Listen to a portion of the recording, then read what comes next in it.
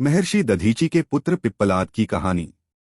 बात उस समय की है जब वृत्रासुर नामक राक्षस ने देवलोक पर कब्जा कर लिया था। पराजित इंद्र और अन्य देवता मारे मारे फिरने लगे। तब सभी ब्रह्मा जी के पास पहुंचे और उनसे वृत्रासुर को पराजित करने का उपाय मांगा। तब ब्रह्मा जी ने उन्हें बताया कि वृत्रासुर का अंत महर्षि दधीचि की अस्थियों से बने अस्त्र से ही संभव है, इसलिए उनके पास जाकर उनकी अस्थियां मांगो। अन्य कोई उपाय न होने के कारण वह सभी देवता महर्षि दधीचि के पास पहुंचे और झिझकते हुए बोले, महात्मन, तीनों लोकों के मंगल हेतु हमें आपकी अस्थियां चाहिए। तब महर्षि दधीचि विनम्रता से बोले, देवेंद्र, लोकहित के लिए मैं तुम्हें अपना शरीर देता हूँ। इस तरह महर्षि दधीचि ने अपना शरीर लोकहित में दान कर दिया। श्मशान में जब महर्षि दधीचि के मांसपिंड का दाह संस्कार हो रहा था तो उनकी पत्नी अपने पति का वियोग सहन नहीं कर पाई और पास में ही स्थित विशाल पीपल वृक्ष के कोटर में 3 वर्ष के बालक को रख स्वयं चिता में बैठकर सती हो गईं।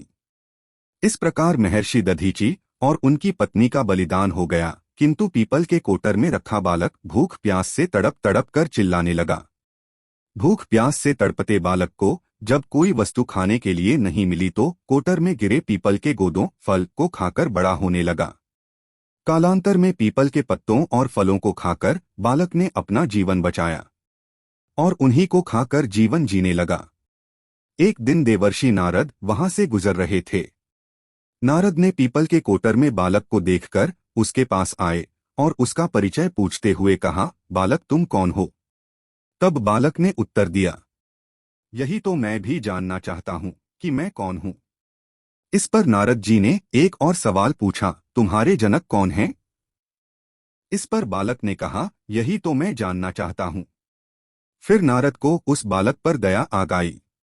तब नारद ने ध्यान लगाकर देखा। नारद ने आश्चर्यचकित होकर बताया कि हे बालक, तुम महान दानी महर्षि दधीचि के पुत्र हो। तुम्हारे पिता की अस्थियों का वज्र बनाकर ही देवताओं ने असुरों पर विजय पाई थी। नारद ने बताया कि तुम्हारे पिता दधीचि की मृत्यु मात्र 31 वर्ष की उम्र में ही हो गई थी। फिर बालक ने नारद जी से पूछा, मेरे पिता की अकाल मृत्यु का कारण क्या था? तब नारद जी ने बताया कि तुम्हारे पिता के ऊपर शनिदेव की महादशा थी। फिर उस बालक ने पूछा, मेरे ऊपर आई विपत्ति का कारण क्या था? तब नारद जी ने बताया कि तुम्हारे ऊपर शनिदेव की महादशा है, जिस कारण तुम पर विपत्ति आई। फिर बालक ने कष्टों के निराकरण के लिए उनसे उपाय मांगा। तब नारद जी ने ब्रह्मा जी के तपस्या करने की सलाह दी। इतना बताकर देवर्षि नारद ने पीपल के पत्तों और गोदों को खाकर जीवन जीने वाले बालक का नाम पिप्पलाद रखा और उसे दीक्षित किया। नारद के जाने के बाद बालक पिप्पलाद ने नारद के बताए अनुसार ब्रह्मा जी की घोर तपस्या की और उन्हें प्रसन्न किया।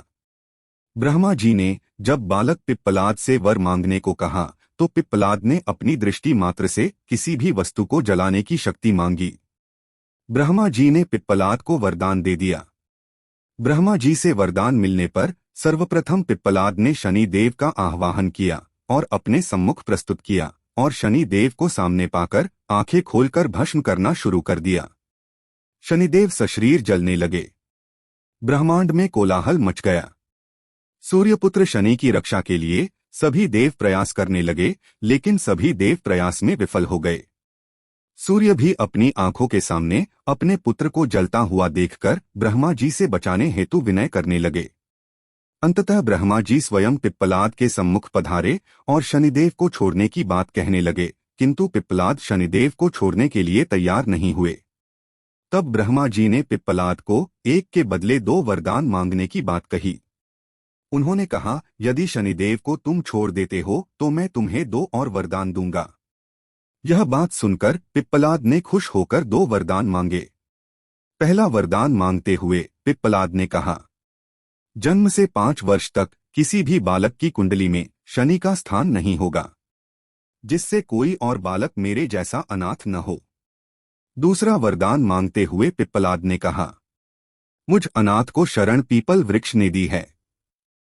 अतः जो भी व्यक्ति सूर्योदय के पूर्व पीपल वृक्ष पर जल चढ़ाएगा उस पर शनि की महादशा का असर नहीं होगा। इस प्रकार पिप्पलाद ने अपने दोनों वरदान मांगे। ब्रह्मा जी ने तथास्तु कहकर दोनों वरदान दिया। तब पिप्पलाद ने जलते हुए शनि को अपने ब्रह्मदंड से उनके पैरों पर आघात करके उन्हें मुक्त कर दिया, जिससे शनिदेव के पैर क्षतिग्रस्त हो गए और वे पहले जैसी तेजी से चलने लायक नहीं रहे। आठ तभी से शनि शनय चरतीय शनैश्चर अर्थात जो धीरे चलता है वही शनैश्चर है कहलाए, और शनि आग में जलने के कारण काली काया वाले अंग भंग रूप में हो गए। संप्रति शनि की काली मूर्ति और पीपल वृक्ष की पूजा का यही धार्मिक हेतु है। आगे चलकर पिप्पलाद ने प्रश्न उपनिषद की रचना की, जो आज भी ज्ञान का वृहद भंडार है। और यह कहानी यही समाप्त होती है। आपको यह कहानी कैसी लगी हमें कमेंट्स करें और चैनल को सब्सक्राइब करें। धन्यवाद।